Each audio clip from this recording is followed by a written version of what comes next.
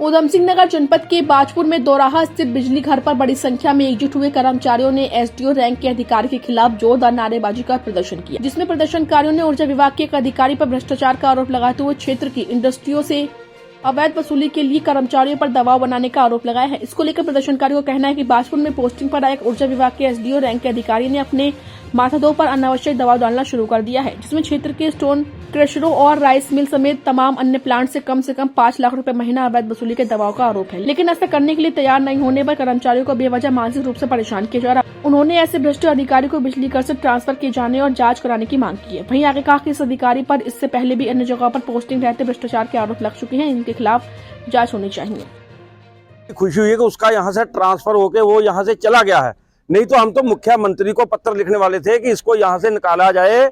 हमारी किसानी की व्यवस्था सारी वो नष्ट हो रही है।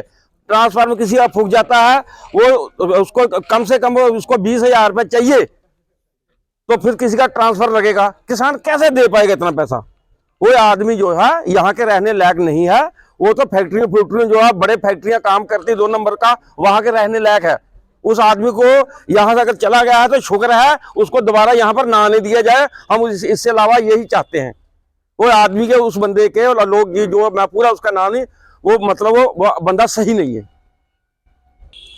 हम ये चाहते हैं कि उस आदमी को इस विभाग से, बिजली विभाग से ही हटा दिया जाए, किसी उसको और कोई उसको जंगल में कहीं भेज दिया जाए, और जहाँ किसी डीएफओ का जहाँ बढ़िया होए उसको इस विभाग से अलग कर दिया जाए। वो इस विभाग के लायक नहीं है।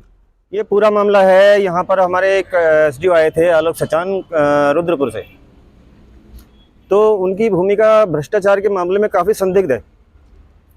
वो काफ़ी वर्षों से जो है सिडकुल में वहाँ पर एसडीओ थे। तो जो हमारी जानकारी में जो है वो ये है कि उनका वहाँ पर जो है इंडस्ट्रियों से मोटा पैसा बंधा हुआ था, जो हर महीने उनके पास पहुँचता था। अब उनका ट्रांसफ़र हुआ यहाँ बाजपुर। इससे पूर्व में उनका ट्रांसफ़र हुआ क्या नाम है अपना टिहरी, वो टिहरी नहीं गए। उसके बाद ट्रांसफ़र हुआ बागेश्वर नहीं गए, मेडिकल लीव पे चले गए। उसके बाद में उनका ट्रांसफ़र बाजपुर हुआ। बाजपुर आके भी उनकी यही स्थिति थी, जो चाहते थे कि क्या नाम है जो पैसा उनको वहाँ से मिल रहा है सिडकुल से, वही पैसा उनको यहाँ से मिले।